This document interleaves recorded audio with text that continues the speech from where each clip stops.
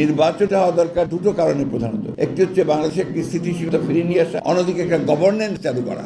এখন তো গভর্নেন্সের খুব প্রবলেম হচ্ছে, এই জিনিসগুলো চালু করা। এমনি চালু করলেই তখন দেখবেন অর্থনীতি বেটার হয়ে আসছে, সমাজে ইউনিভার্সিটির কলেজগুলোতে লেখাপড়াই হচ্ছে না, তো সেই ব্যবস্থাটাও ঠিক হবে। এটা একটা ইলেক্টেড গভর্নমেন্ট না হলে এটাকে নিয়ন্ত্রণ করা খুব কঠিন। তো এখন তো একটা ভোলাটাইল সিচুয়েশন চলছে। প্রবলেমটা হচ্ছে আমাদের জাতিসংঘ যখন বলে তখন আমরা সবাই সেগুলো বিশ্বাস করি, আর যখন আমরা রাজনৈতিক দলগুলো বলি তখন আপনার অনেকেই বিশ্বাস করতে চায় না। তো যাই হোক, আজকে আমি বলবো যে ধন্যবাদ জানাতে চাইবো জাতিসংঘের যে পর্যবেক্ষণ কমিটি এসছে, তাদের যে রিপোর্টটা, সেই রিপোর্টটাকে আমি ধন্যবাদ জানাতে চাই যে তারা সঠিকভাবেই বলেছেন যে একজন ব্যক্তি, বিশেষ করে ফ্যাসিস্ট হাসিনার নির্দেশেই সমস্ত হত্যাকাণ্ডগুলো ঘটেছে।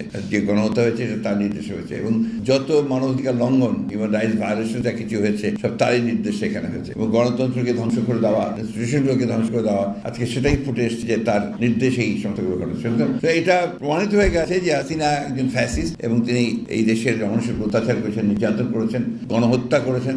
তাকে অবিলম্বে আমরা এখান থেকে চাইবো যে ভারত সরকার তাকে ফেরত দিয়ে বাংলাদেশ সরকারের হাতে দেবে, এবং তাকে এখানে বিচারের আওতায় নিয়ে আসা হবে, তাকে এবং তার সঙ্গে যারা সহযোগী ছিল তাদের সঙ্গে। এটাই হচ্ছে আমাদের প্রত্যাশা। এই বিষয়গুলো তো আমরা আমাদের মতামত আগেই বলেছি। আপনারা জানেন যে আমরা বলেছি যে জনগণ সিদ্ধান্ত নেবে। আমরা এই বিষয়টা আপনার বারবার করে বলে আসছি যে আমরা একটা লিবারেল ডেমোক্রেটিক পার্টি, আমরা গণতন্ত্রে বিশ্বাস করি। গণতন্ত্রের সমস্ত নর্মস এন্ড কন্ডিশন যেগুলো, সেগুলোতে আমরা আস্থা রাখি, এবং সেগুলো আমরা চর্চা করেছি, অতীতেও চর্চা করি। তো সেইভাবেই আমরা মনে করি, আমরা কথা বলে আসি যে কোন পার্টি নিষিদ্ধ হবে, কোন পার্টি কাজ করবে, কোন পার্টি কাজ করবে না। পিপল উইল ডিসাইড, যে মানুষ নির্ধারণ করবে যে কোন পার্টি থাকবে কি থাকবে না, কোন পার্টি নির্বাচন করবে কি করবে না। আমি এই জিনিসটাকে আমরা একটু ভিন্নভাবে দেখি, কারণ যে গুম হওয়া, হত্যা করা, এটা শুধু একটা পার্টিকুলার দলের কথা আমি বলতে চাই না। এটা বাংলাদেশের মানুষকে গুম করা হয়েছে, বাংলাদেশের মানুষকে আপনার এখানে হত্যা করা হয়েছে নির্মমভাবে। এই কথাগুলো আমরা প্রথম থেকে বলে আসছি, এবং যখন আয়নাঘরের রিপোর্টটা বেরোয় আপনার আল জাজিরাতে, আপনাদের নিশ্চয়ই মনে আছে, তখন কিন্তু এটা গভর্নমেন্ট পুরোপুরি ডিনাই করেছে।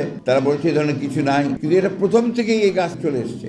আপনারা মানুষকে তুলে নিয়ে মিথ্যা অপবাদী, সে জঙ্গি সংগঠন করছে, এই ধরনের কথাগুলো বলে বন্দী করে আটক করে নির্যাতন করে তাদের কাছ থেকে বিভিন্ন কথা বার করার চেষ্টা করেছে। কিছু লোককে তারা সেখানে দেখে নিয়েছিল যে বিভিন্ন সময় তাদেরকে দিয়ে জঙ্গি নাটক সাজাবে। ভুলে গেছেন নাকি আপনারা যে এক একটা বাড়িতে যেখানে জঙ্গির আপনার ট্রেনিং হচ্ছে, চর্চা হচ্ছে, পড়াশোনা হচ্ছে, জঙ্গিবাদ তৈরি করা হচ্ছে, আপনার বোম তৈরি করা হচ্ছে, এইসব দেখিয়েছে। আজকে প্রমাণিত হয়ে গেল যে আমরা যে কথাগুলো বলেছি সেগুলো সত্যি।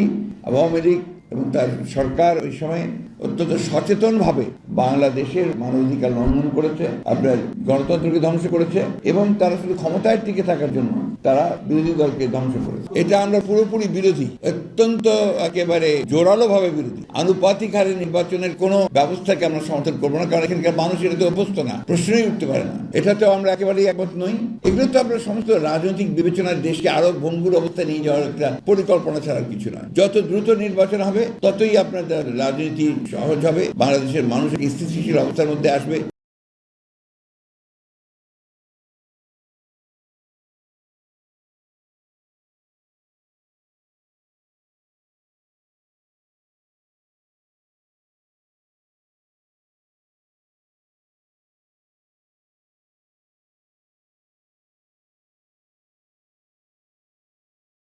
চলছে।